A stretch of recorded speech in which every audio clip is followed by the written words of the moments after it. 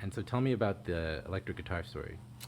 So we were the Hickory Sisters, and we were working with Fred Astaire in the movies in Hollywood, and we were also booked out to different cities.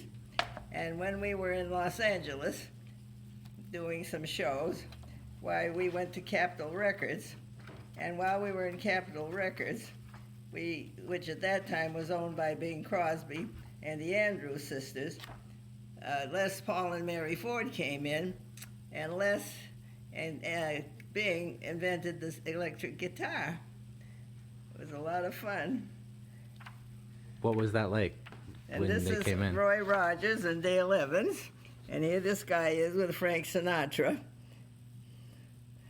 And here we are on the stage when we were in California. Did you know what they were doing with the electric guitar, or did you understand it at all at the time? They figured out how to put that little thing underneath so that it would pick up.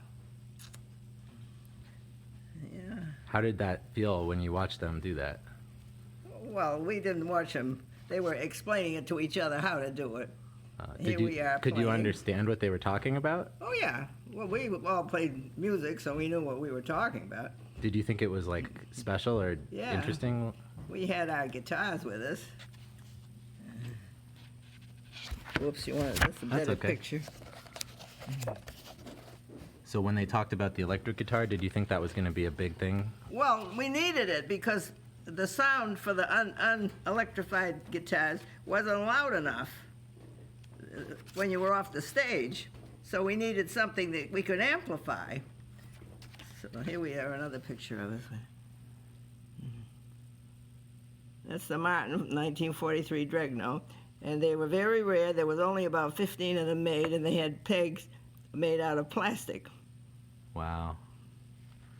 So what was it like watching how music changed after the electric guitar? Oh, it was fun to be part of that. Of course, it's exciting.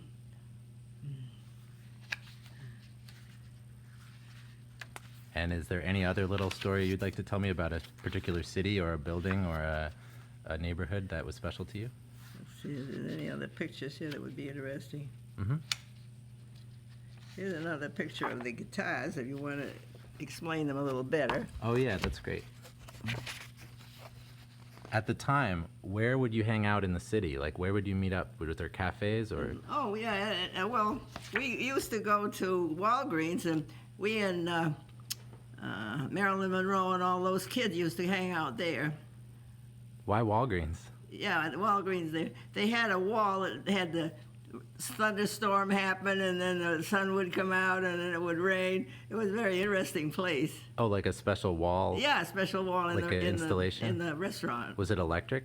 Oh, I'm sure they Like must with have had- lights? Yeah, yeah, So it was a restaurant? yeah. Walgreens. Oh, so before it was a drugstore, it was a restaurant? Yeah, and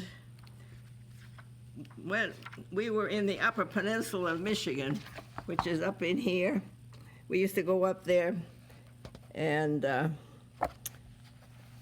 we'd go hunting. Who's we? My sister and me. Mm. And here we are fishing on, Lake Superior. Those trout are no longer available because the ocean fish came in and destroyed them.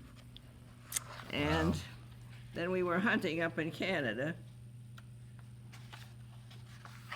deer hunting and bird hunting. And while we were there, the Canadian Mounties, which were all Indians, used to come down and hang around with us, so we decided that we'd go fishing. And we got in a canoe, and we're fishing around. Now, at that time, uranium was very important to the military, so the fish are not biting. Well, there's this canyon with high rock walls and some bushes, and my sister said, well, maybe if we go in there, the fish is quieter, there'll be some fish. The guy said, oh, don't bother the bushes. She said, we parted the bushes. When we got in there, the rock walls were solid uranium. The guys nearly fell out of the canoe. They deeded the land.